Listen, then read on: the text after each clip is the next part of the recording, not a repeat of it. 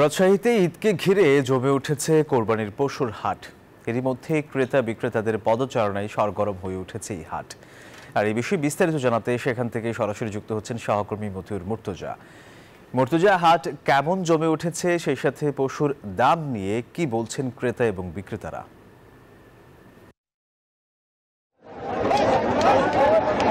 সোহাগ, রাজশাহীতে একেবারে জমজমাট অবস্থা কোরবানির হাটের। আমরা এই মুহূর্তে আছি রাজশাহীর সিটি হাটে। এখানে সকাল থেকে কিন্তু কোরবানির পশু বেচাকেনা চলছে। বিভিন্ন জেলার ক্রেতা বিক্রেতাদের সমাগম ঘটেছে। আমরা দেখেছি যে এই হাট থেকে কিন্তু রাজশাহীর বাইরেও দেশের বিভিন্ন জেলায় কিন্তু কোরবানির পশু সরবরাহ করা হয়।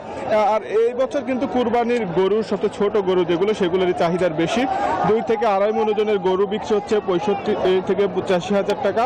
মাঝারি 3 মণ থেকে 4 মণ ওজনের গরু বিক্রি হচ্ছে 1,30,000 থেকে 1 লক্ষ টাকা, এবং 8 থেকে 10 মণ ওজনের যেগুলো বড় গরু, সেগুলো বিক্রি হচ্ছে 2,20,000 থেকে 5 লক্ষ টাকা পর্যন্ত।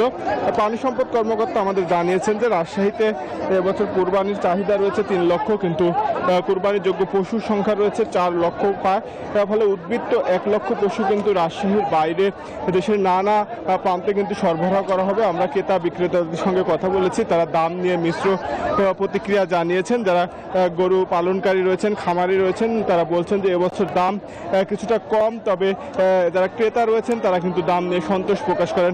আর রাজশাহীতে এই হাটের পাশাপাশি আরও 32টি হাট রয়েছে। সেসব হাটেও কোরবানির পশু বিক্রির জমজমাট অবস্থা চলছে।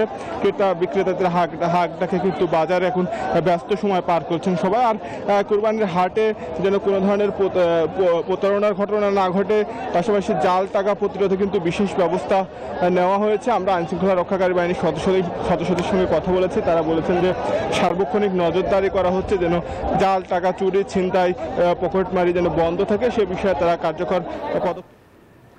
মুর্তজা, আপনাকে ধন্যবাদ।